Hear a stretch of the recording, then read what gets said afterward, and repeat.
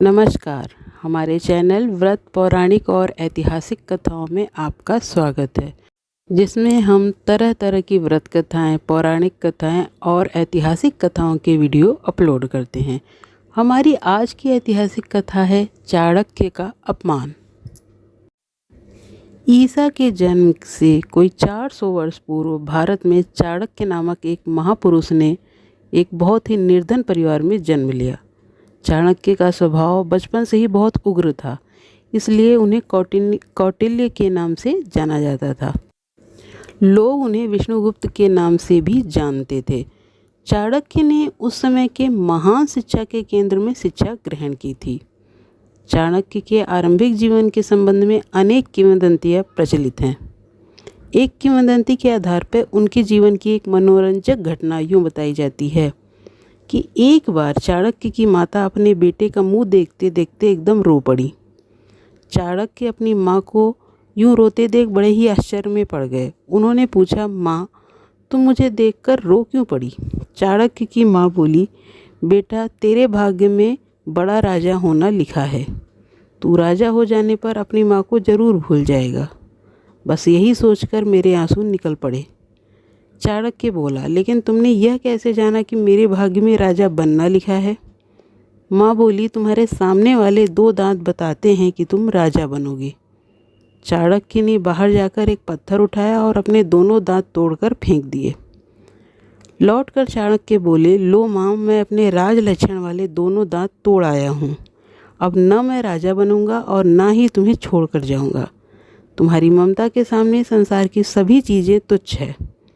इस कथा से पता चलता है कि चाणक्य मन के कितने कोमल थे। चाणक्य तक्षशिला के एक विद्वान ब्राह्मण थे। तक्षशिला उन दिनों सभी प्रकार की विद्याओं का केंद्र था। तक्षशिला के समान ही उस जमाने में मगध की राजधानी पाटलिपुत्र भी शिक्षा का प्रसिद्ध केंद्र था। तक्षशिला में अपना अध्ययन पूरा करके चाणक्य पाटलिपुत्र में और अध्ययन के लिए आ गए। उस समय मगध के सिंहासन पर घनानंद नामक राजा बैठा था। घनानंद जाति का शूद्र था। वह बड़ा ही लोभी था और उसने प्रजा पर बहुत ज़्यादा कर लगाकर अपने खजाने में बड़ा धन इकट्ठा कर लिया था। किंतु जिस समय चाणक्य पाटलिपुत्र पहुँचे, उस समय तक घनानंद के स्वभाव में बड़ा अंतर आ चुका था। दान बांटने के लिए उसने एक दानशाला खोल दी थी और उसके प्रबंध के लिए एक समिति बना दी थी। इसका अध्यक्ष कोई ब्राह्मण होता था। यह नियम बना दिया गया कि समिति का अध्यक्ष 1 करोड़ मुद्रा तक का दान किसी को भी दे सकता है। चाणक्य विद्वान तो थे ही, अतः शीघ्र ही उनकी योग्यता और विद्वता का सिक्का पाटलिपुत्र में भी जम गया। उन्हें दानशाला प्रबंध समिति का अध्यक्ष नियुक्त कर दिया गया। चाणक्य जहाँ विद्वान और अनोखी प्रतिभा वाले थे, वहाँ उनके साथ एक कठिनाई भी थी। वह बहुत ही बदसूरत और रंग के बिल्कुल काले थे। भाग्य की बात कि एक दिन घनानंद ने अपने दरबार में चाणक्य को बुलाया। इससे पहले घनानंद ने चाणक्य को देखा नहीं था। चाणक्य की सूरत देखते ही राजा को क्रोध चढ़ आया और उसने आज्ञा दी कि चाणक्य को दरबार से बाहर निकाल दिया जाए। चाणक्य भला यह अपमान कैसे सह सकते थे? उन्हें भी बहुत क्रोध आया। मारे गुस्से के थरथर काँपते हुए उन्होंने दरबार में अपनी चोटी खोल दी और राजा की तरफ मुंह करके बोले, नीच, तूने आज भरे दरबार में मेरा जो अपमान किया है, उसका बदला मैं तुझसे अवश्य लूँगा। मैं तुझे और तेरे वंश को मटियामेट करके मगध के राज सिंहासन पर किसी कुलीन व्यक्ति को बिठाऊंगा। मैं जब तक ऐसा नहीं कर लूँगा, तब तक अपनी चोटी नहीं बांधूंगा। यह कहकर चाणक्य गुस्से में ही दरबार छोड़कर बाहर चले गए। वह पाटलिपुत्र से बाहर जा रहे थे कि तभी अचानक उनकी भेंट चंद्रगुप्त से हुई। यही चंद्रगुप्त बाद में चंद्रगुप्त मौर्य के नाम से इतिहास में प्रसिद्ध हुए। चंद्रगुप्त को देखकर चाणक्य को लगा कि उसमें सचमुच ही राजा बनने के सारे लक्षण हैं। बस वह अपने साथ चंद्रगुप्त को लेकर तक्षशिला चले गए। वहाँ पर उन्होंने चंद्रगुप्त को 7-8 वर्ष तक शस्त्र विद्या और अन्य शास्त्रों की पूरी शिक्षा दी और अपनी देखरेख में चंद्रगुप्त को सब प्रकार की विद्याएं सिखाकर उसे कुशल बना दिया। बाद में चाणक्य ने चंद्रगुप्त के द्वारा ही नंद वंश का नाश करवाया। जिस समय चंद्रगुप्त तक्षशिला में चाणक्य के पास रहकर शस्त्र विद्या और शास्त्रों का अध्ययन कर रहे थे, लगभग उसी समय भारत पर मकदूनिया के राजा सिकंदर ने हमला किया। यह ईसा से 327 वर्ष पहले की बात है। सिकंदर सारे यूनान पर अधिकार कर चुका था और उसकी फौजें ईरान के विशाल साम्राज्य को रौंदती हुई भारत की तरफ बढ़ रही थीं। वह सारे संसार को जीतने का स्वप्न देख रहा था। सिकंदर के हमले के समय भारत के पश्चिमी भाग में सिंधु नदी की घाटी और पंजाब में अनेक छोटे छोटे राज्य थे। यूनान की प्रबल और सुसंगठित सेना के सामने ये छोटे छोटे राज्य टिक नहीं सकते थे। कुछ राजाओं ने सिकंदर का बहादुरी से सामना किया।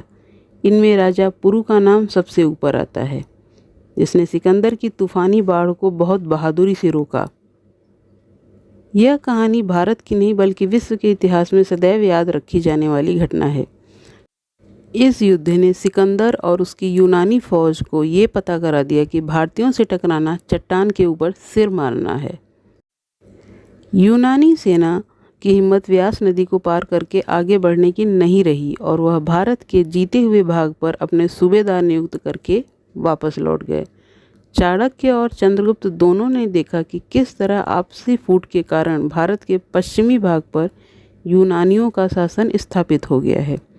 सिकंदर के लौट जाने पर चाणक्य ने देश को यूनानी शासन से मुक्त करवाने का बीड़ा उठाया। उसकी दृष्टि में विदेशी शासन सबसे बड़ी बुराई थी, अतः उसने चंद्रगुप्त को आगे कर पंजाब में एक छोटी मोटी सेना एकत्र की और उसको इस सेना का सेनापति बनाया। चंद्रगुप्त के हाथ मजबूत करने के लिए चाणक्य ने पंजाब के कुछ पहाड़ी राजाओं को भी अपने साथ मिला लिया। चाणक्य की बुद्धि और चंद्रगुप्त के युद्ध कौशल के मिलने का यही फल था कि सिकंदर के हमले के 3 वर्ष के अंदर ही भारत भूमि से यूनानियों का सफाया हो गया था और विदेशी शासन का निशान तक नहीं रहा। इसके बाद चाणक्य ने अपना ध्यान मगध की ओर किया। चाणक्य को अपनी प्रतिज्ञा अभी तक याद थी। वे नंद वंश का नाश करके चंद्रगुप्त को गद्दी पर बिठाने की योजना बनाने में लग गए। चाणक्य ने अपनी कूटनीति द्वारा राजा नंद के विरुद्ध एक षड्यंत्र रचा और अपने बुद्धि बल से उन्होंने इस षड्यंत्र को सफल बनाया। कूटनीति के सभी दांव लगाकर उन्होंने अंत में नंद वंश का विनाश करने की अपनी प्रतिज्ञा पूर्ण की। चाणक्य ने चंद्रगुप्त को न केवल मगध के सिंहासन पर ही बिठाया बल्कि बाद में मगध के साम्राज्य को फैलाने में भी उसकी बराबर सहायता की। चाणक्य निसंदेह त्यागी थे। उन्होंने कभी भी महलों में रहना स्वीकार नहीं किया। चंद्रगुप्त जैसे महाप्रतापी सम्राट के प्रधानमंत्री होकर भी वे कुटिया में ही रहते थे, सादा खाना खाते थे और सादा वस्त्र ही पहनते थे। सारे साम्राज्य पर उनका हुक्म चलता था। चंद्रगुप्त स्वयं उनके सामने सिर झुकाकर खड़ा होता था। चाणक्य के समय भारत में 2 प्रकार की राज्य प्रणालियाँ थीं, राजतंत्र और गणतंत्र। उस समय भारत में जो गणतंत्र थे उनका राज्यकाल आजकल के गणतंत्रों की तरह प्रजा के चुने हुए प्रतिनिधियों द्वारा नहीं होता था। वह तो एक विशेष वंश में उत्पन्न लोगों के प्रतिनिधियों का तंत्र था। चाणक्य की सहमति से इन छोटे छोटे गणतंत्रों की तुलना में राजतंत्रों यानी राजा का शासन कहीं अधिक श्रेयस्कर था। इसलिए उन्होंने अपने समय के छोटे छोटे गणतंत्रों को मिलाकर एक राजा की अधीनता स्वीकार करने की सहमति दी। चाणक्य के मत में राजा का आदर्श प्रजा के पालन व कल्याण की चिंता होनी चाहिए। वही राजा अच्छा होता है जो प्रजा के सुख के आगे अपने सुख की परवाह न करे। प्रजा के सुखी होने में ही राजा का अपना हित है। चाणक्य ने यह भी लिखा है कि राजा की आज्ञा के सामने वेद और धर्मशास्त्रों में दी गई हिदायतें तुच्छ हैं। राजधर्म, मंत्रियों की परिषद, राज्य व्यवस्था, राज्य के अर्थ की व्यवस्था, न्याय व्यवस्था आदि विषयों पर चाणक्य ने अपने अर्थशास्त्र में बहुत विस्तार से लिखा है। चाणक्य के अनुसार राजा का हित उसकी प्रजा में है और यदि प्रजा सुखी है तो राजा भी सुखी ही रहेगा। चाणक्य की समिति में तलाक और विधवा विवाह की प्रथाएं धर्म सहमत है और उन्होंने इसका समर्थन भी किया है। चाणक्य ने अपनी बुद्धि के चमत्कार से यूनानी शासकों को निकाल बाहर किया। साथ ही उन्होंने छोटे छोटे राज्यों को मिलाकर एक विशाल साम्राज्य की नींव डाली। यह वीडियो चाणक्य के अपमान और उनके बदले की कहानी का वीडियो था। अगर आपको हमारा यह वीडियो पसंद आया हो तो इसे लाइक करें और ज़्यादा से ज़्यादा शेयर करें और हमारे चैनल को सब्सक्राइब करें ताकि हमारे हर वीडियो का नोटिफिकेशन सबसे पहले आपको मिले। धन्यवाद।